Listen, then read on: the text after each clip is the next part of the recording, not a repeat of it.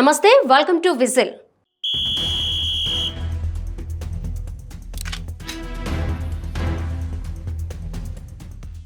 నందమూరి బాలకృష్ణ అలాగే బోయపాటి శ్రీను కాంబినేషన్లో రీసెంట్గా అఖండ 2 తాండవం అనే సినిమా ప్రీమియర్ షోతో పాటు రిలీజ్ డేట్ కూడా పోస్ట్పోన్ కావడంతో అభిమానుల్లో అలాగే సినీ ప్రేమికుల్లో కూడా ఒక అసహనం, బాధ, కొంత గందరగోళం నెలకొంది.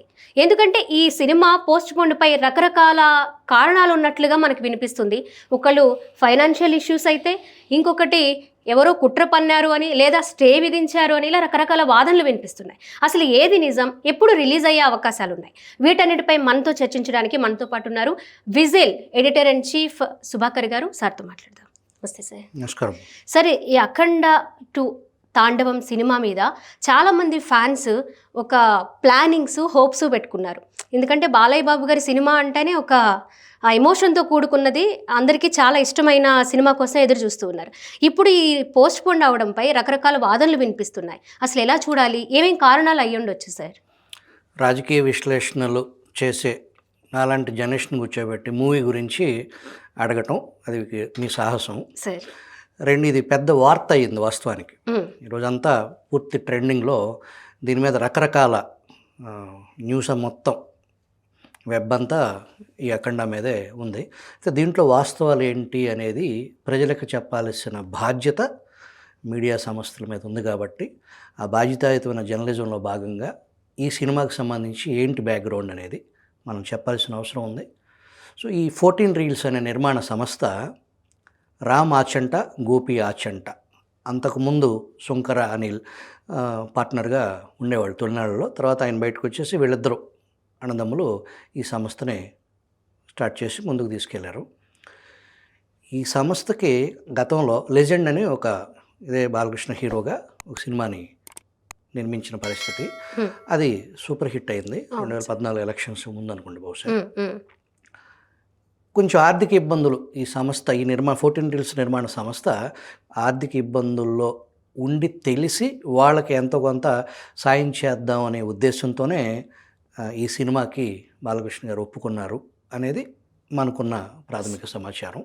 మహేష్ బాబు 2014లో మహేష్ బాబు 1 నేను ఒక్కడే, 2014లో ఆగడు శ్రీను వైట్ల డైరెక్షన్లో, ఈ 2 సినిమాలు మహేష్ బాబుతో నిర్మించారు ఈ 14 రీల్స్ సంస్థ.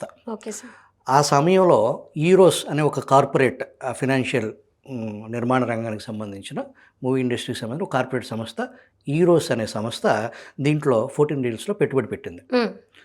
జనరల్గా సినిమాలకి పాత పద్ధతుల్లో సినిమా నిర్మాత ఉంటాడు, సినిమా ప్రొడ్యూసర్స్కి ఫైనాన్సర్స్ ఉంటారు.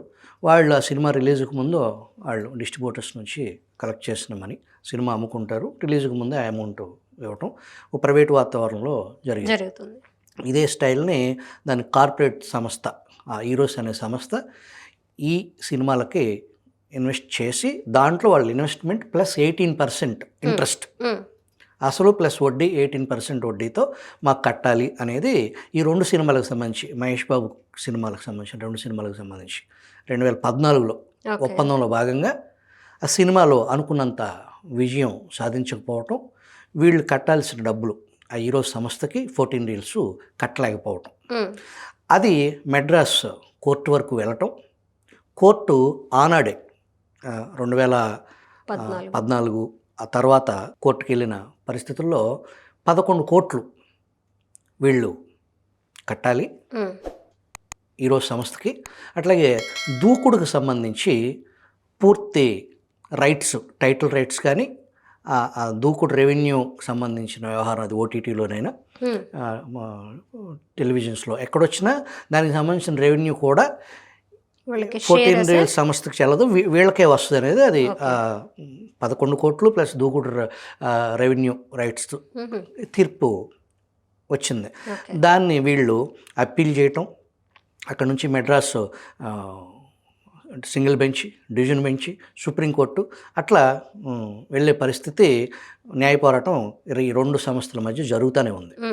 ఈ జరుగుతున్న సందర్భంలో ఈ 11 కోట్లు నాటి 11 సంవత్సరాల క్రితం ఏదైతే 11 కోట్లు తీర్పు ఉందో అది వడ్డీతో దాదాపు 28 కోట్లు 28 కోట్లు ఈ 14 రీల్స్ సంస్థ కట్టాలి అనేది కోర్టు తీర్పు ఉంది. అయితే ఈ మళ్ళీ వీళ్ళు అఖండ సినిమా అఖండ 2 నిర్మిస్తున్నారు. దీన్ని హక్కులకు సంబంధించి ఆ రిలీజ్కి సంబంధించి ఆపమనే ఉద్దేశంతో ఈ హీరో సంస్థ ఈ 14 రీల్స్ మీద వెళ్ళింది. వెళ్తే మెడ్రాస్ సింగిల్ బెంచ్ ఇది 14 రీల్స్ ప్లస్ వీళ్ళు ఆ న్యాయపరమైన చిక్కులు ఉన్నాయని చెప్పేసి 14 రీల్స్ ప్లస్ అనే దాని మీద నిర్మాణం స్టార్ట్ చేశారు.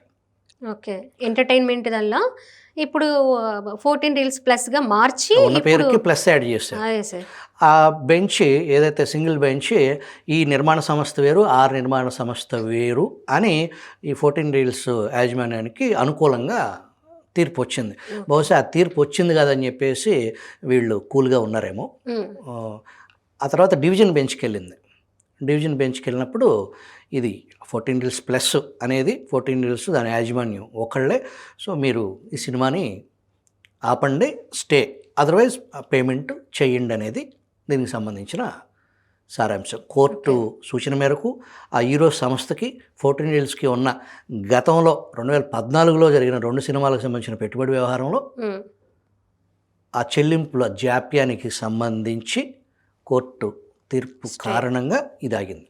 సార్, ఇప్పుడు చాలామంది అభిమానులు ప్రొడ్యూసర్స్ మీద బ్యానర్ మీదే చాలా సీరియస్గా కోపంగా, ఎందుకంటే ఈ మూవీ కోసం ముందుగానే టికెట్స్ బుక్ చేసుకున్న వాళ్ళు ఉన్నారు, వాళ్ళందరికీ కూడా రిఫండ్ కొంతమందికి అవ్వలేదని, అలాగే ఆ సినిమాలు రేట్స్ కొనుక్కొని డిస్ట్రిబ్యూటర్లు ఉన్నారు, వాళ్ళకి చాలా నష్టం జరిగే అవకాశాలు ఉన్నాయి. ఎలా చూడొచ్చు సార్? ఇంకొంతమంది ఏమంటున్నారంటే నెక్స్ట్ ఫ్రైడే ఒక డేట్ అనౌన్స్ చేసే అవకాశం ఉంది, మళ్ళీ రిలీజ్ ఎప్పుడు డేట్ అనేది చెప్పే అవకాశాలు ఉన్నాయి అంటున్నారు. దానిలో వాస్తవం ఉందా, లేకపోతే మళ్ళీ అభిమానులు నిరాశ చెందే అవకాశాలు ఉంటాయి అనుకోవచ్చు? ఈ సమస్య నుంచి బయటపడి సినిమా రిలీజ్ అవ్వాలంటే ఆ కోర్టుకు సంబంధించిన తీర్పుకి సంబంధించి ఏదైతే ఆ హీరో సంస్థ ఉందో దాంతో రాజీ చేసుకునే ప్రయత్నం కానీ చెల్లింపుకి సంబంధించి కానీ ఖచ్చితంగా ఈ సమస్యని గట్టెక్కించి దీన్ని పరిష్కరించగలిగిన వ్యక్తి ఆ సినిమా హీరోని. సాధారణంగా ఈ పెద్ద సినిమాల్లో ఆర్థిక లావాదేవీలు హీరోకి సంబంధం లేకపోయినా ఇది హీరో ప్రతిష్టకు వాళ్ళ అభిమానులకు సంబంధించిన వ్యవహారం, గౌరవ మర్యాదలకు సంబంధించిన పరిస్థితి ఉంటుంది. కాబట్టి వీళ్ళు చొరవ తీసుకుని ఇంకా వేరే ఏదైనా డేట్స్ వేరే ప్రొడ్యూసర్కి బిగ్ ప్లేయర్ పెద్ద ప్రొడ్యూసర్స్ని దీంట్లో ఇన్వాల్వ్ చేసి వాళ్ళకి ఏదైనా డేట్స్ రూపేణా వాళ్ళకి హీరో డేట్స్ రూపేణా ఇవ్వగలిగిన పరిస్థితి, అట్లా వాళ్ళకు ఒక భరోసా, ఒక హామీ, పేమెంట్ అనేది ఏదన్నా ఇన్వాల్వ్ అయితే తప్ప దీని నుంచి బయటపడి అది రిలీజ్ దానికి మీరు అన్నట్టు ఏదైతే టికెట్స్ కొనుగోలు చేసిన వాళ్ళకి రిఫండ్ ఇవ్వాలి. దీంట్లో ఈ డిస్ట్రిబ్యూటర్స్ ఆల్రెడీ ఇప్పటికే బోల్డ్ అంతా దీనికి సంబంధించిన బిజినెస్ జరిగింది. దీంట్లో ఇంకొక ప్రస్తుతం ఉన్న ఈ market, cinema market scenario OTTs, ఈ నెట్ఫ్లిక్స్ కానీ అమెజాన్ ప్రైమ్ కానీ వీళ్ళు డిసైడ్ చేసే పరిస్థితి వచ్చింది డేట్స్.